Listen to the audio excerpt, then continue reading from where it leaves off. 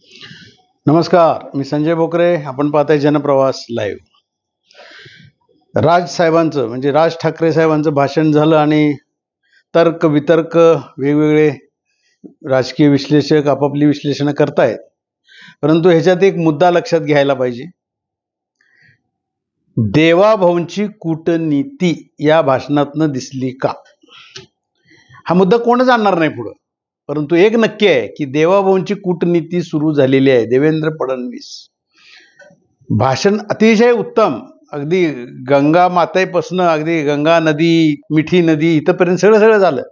तिथनं औरंगजेब झाला, बाकी बीड प्रकरण झालं, जातीवादाच्या बाबतीत सुद्धा ते परखड बोलले. वंजारी मराठा तिथं नको होतं, पण ते सगळ्या भाषणाचं आपण विश्लेषण करायचं म्हटलं तर एकच आहे की आगामी मुंबई महापालिका निवडणुकीचं ह्याच्यामध्ये आपल्याला गणित मांडता येते. कारण मराठी मुद्दा त्यांनी काढला. मराठी मुद्दा शेवटी त्यांनी जे मराठी मतदार किती आहेत मुंबईमध्ये असतील 37% दरम्यान असतील. परंतु त्यात विभागणी झाली. मग एकनाथ शिंदेची शिवसेना आहे, उद्धव ठाकरेंची शिवसेना आहे आणि मनसे. विभागणी अटळच आहे ना. भारतीय जनता पक्षाचा हा डाव आहे, अर्थात देवाभाऊंचा.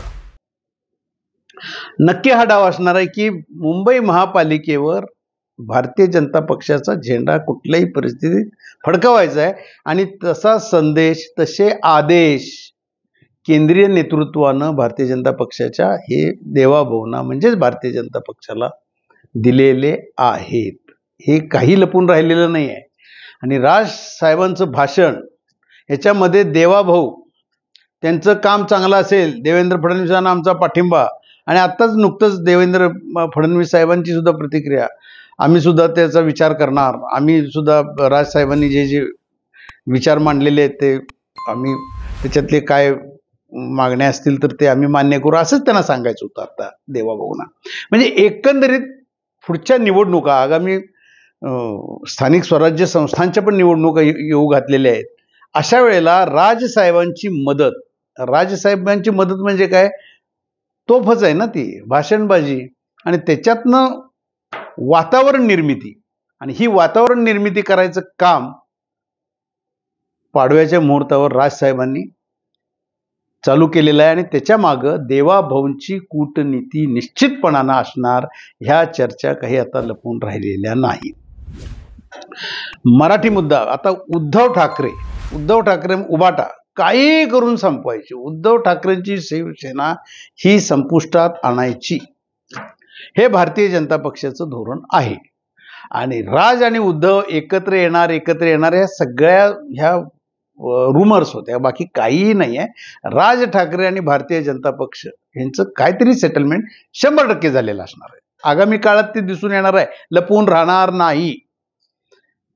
राजकारणात काहीतरी गिव्ह अँड टेक, तुम्ही द्या, मी घेतो, मी देतो, तुम्ही घे, असे एकमेकाचं देवाणघेवाण ही झालेलीच आहे.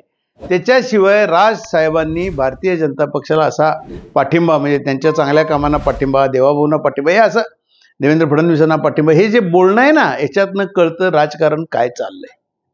आणि तोच आज विश्लेषणाचा मुद्दा होता की इथनं पुढच्या काळामध्ये मराठी मतामध्ये विभागणी करणे हा प्रथम, आज हा जे बॉम्ब टाकला ना काल राजसाहेबांचं जे भाषण झालं, हे उद्धव ठाकरे विरुद्ध राज ठाकरे असंच चित्र इथनं चित्र स्पष्ट होईल थोड्या दिवसात. आणि आता सुरुवात झाली ही.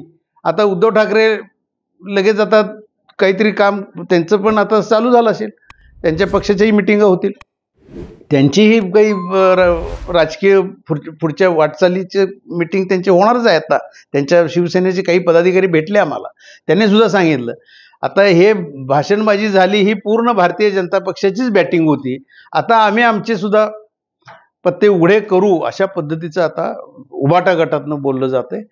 हितनं पुढच्या काळात उद्धव विरुद्ध राज हे लावल्याशिवाय भारतीय जनता पक्षाचा झेंडा मुंबई महापालिकेवर फडकणार नाही, हेच राजसाहेबांच्या भाषणातून आज दिसून आलेलं आहे.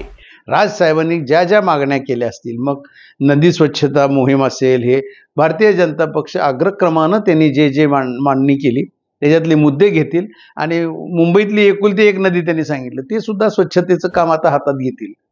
भारतीय जनता पक्ष आता राजसाहेब सांगतील तेच करतील.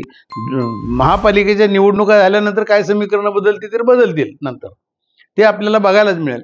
पण आत्ता तर राजसाहेबांचं भाषण ऐकल्यानंतर ते भारतीय जनता पक्षाची बॅटिंग त्यांची आहे, देवाभाऊंच्या पाठीशी ते आहेत हेच दिसून आलं. त्याच्याही पेक्षा देवाभाऊंची कूटनीती परत इथं दिसत आहे. आज विश्लेषणाचा मुद्दा हाच होता. आज इथंच थांबू, उद्या पुढच्या भागात.